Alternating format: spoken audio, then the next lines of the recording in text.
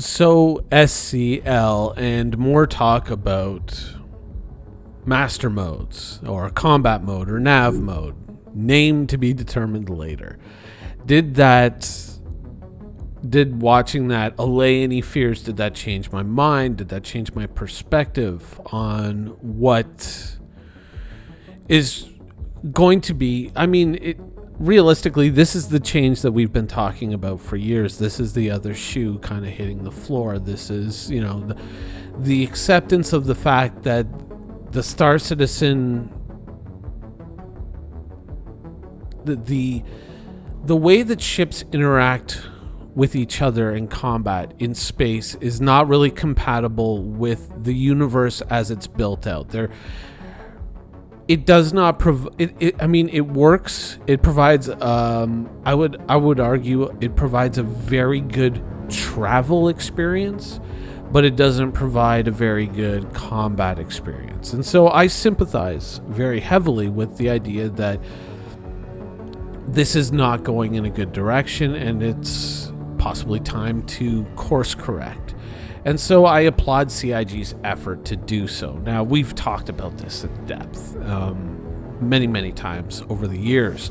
We've talked about that, this was a thing that was coming. And I always warn people, I said, be careful, because don't get too comfortable with the ships that you like and thinking this ship is the meta, because it's a lot more than just, say, changing some guns or changing a missile loadout. This whole combat system and how ships move and interact with one another are going to be changed in major, major ways. Sooner or later, the bombs will be dropped. And it seems that, at least to a certain degree, if they haven't exploded yet, they certainly have been dropped. Now, do I think that CIG is headed in the right direction? I have concerns.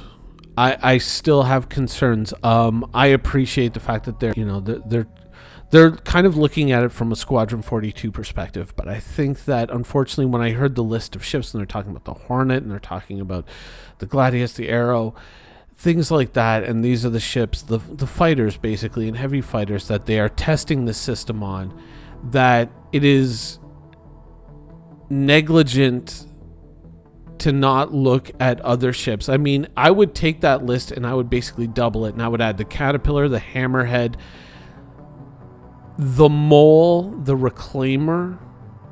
Wait, Caterpillar, Hammerhead, Mole, Reclaimer, and possibly the Prospector as well, if not another cargo ship, a heavier, more cumbersome cargo vessel, maybe the Hercules, to that list. And I would test not just from the perspective of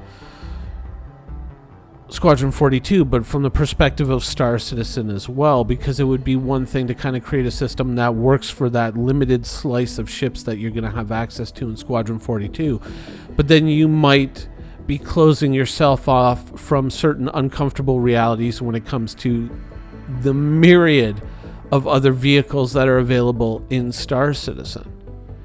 And so that's kind of the core of my concern here, is the limited scope of the testing and the limited environment in which they are testing the game. I think that you have to test it not only from a Squadron 42 perspective and say, oh, because we're just trying to get Squadron 42 out the door.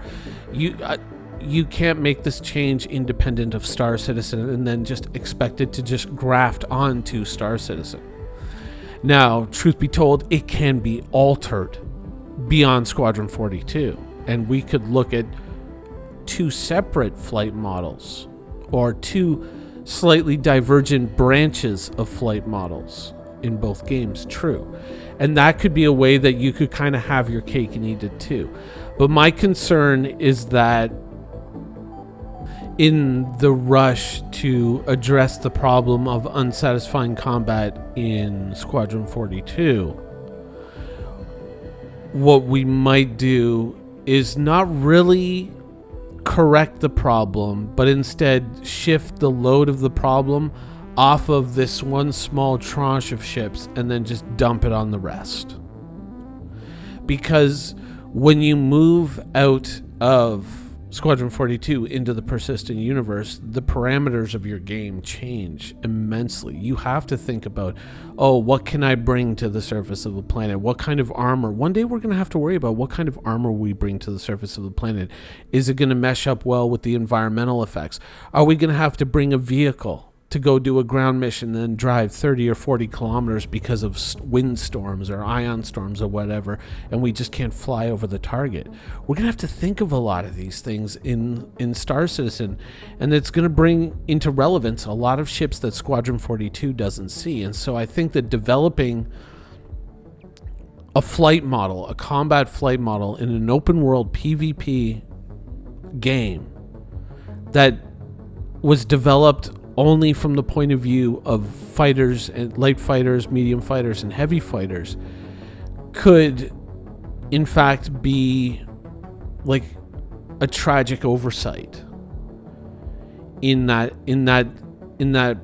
development process. In the past, we've seen CIG kind of go down this kind of road before. When hover mode was first announced and hover mode was first being shown off, a number of us, myself included, all kind of called it out and said, that's a bad idea. The world isn't really built in such a way that facilitates the type of motion and the type of flight control that you envision. And even though this was, touted as the solution to the eerily hovering ship problem, which is a problem. Don't get me wrong, it's a problem. Just ships hovering at bizarre angles over the surface of a planet and just machine gunning people down with impunity, or just hanging there, period. Was a problem, and it did look bizarre, and it shouldn't be like that, and it was very true. But at the same time, the way that we had built the universe, the way that we had built landing pads and all of that, wasn't conducive to that type of control. Now, had we built landing pads in a way that where a landing pad was at the surface of an area like New Babbage or whatnot, and a ship landed on it, and then the landing pad itself lowered into the space station and the doors closed over top of it, that would have alleviated a lot of the problems with hover mode as it was originally shown. That one of the biggest problems with hover mode was trying to navigate larger, heavier ships other than fighters into these very limited spaces, especially when we're still having to navigate with three-dimensional cameras, or third-person cameras.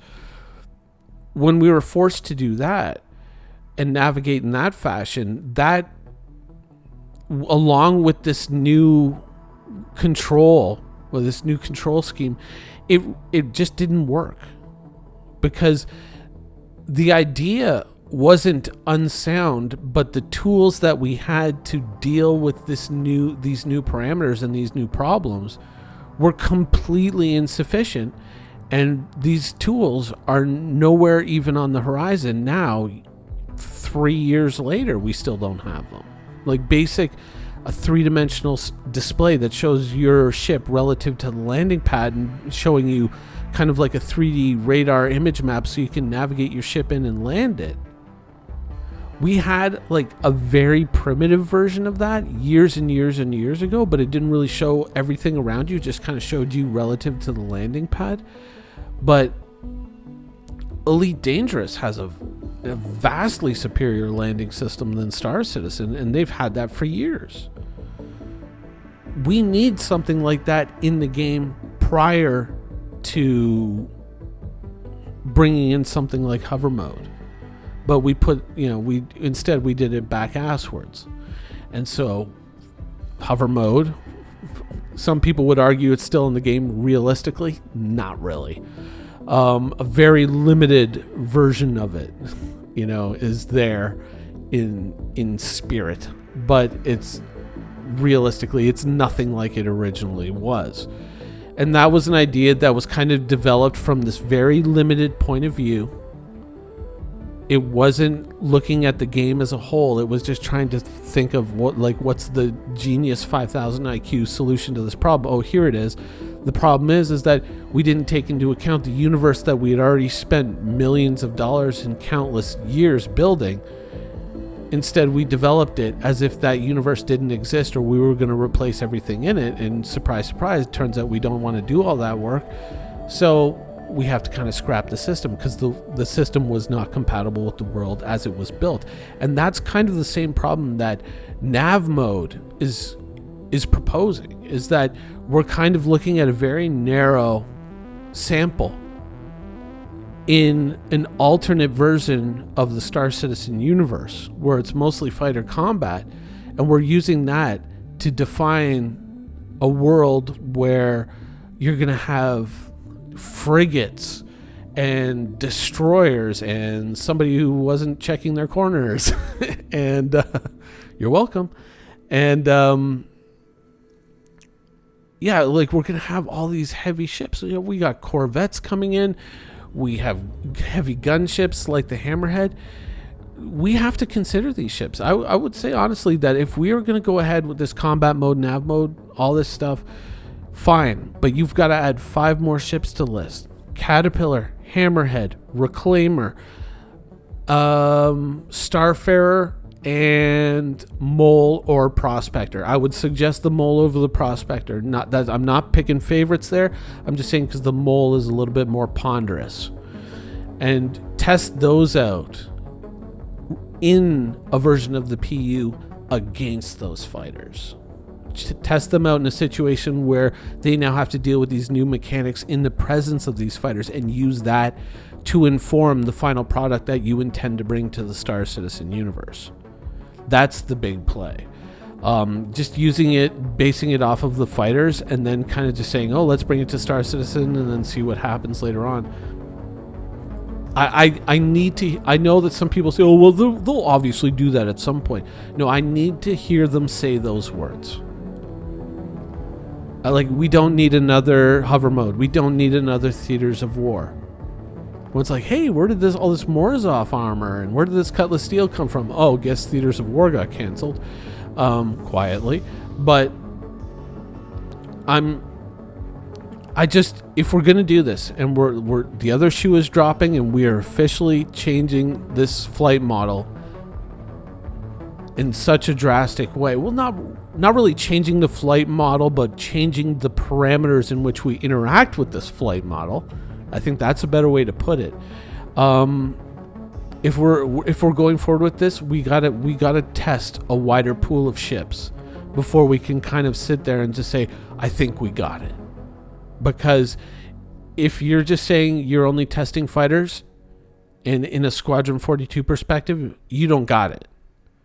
You're not even in the same town, you're not even in the same state or province, depending on where you live. You got to test it against cargo ships. You got to test it against heavy gun ships. You got to test it against corvettes, destroyers, things like that.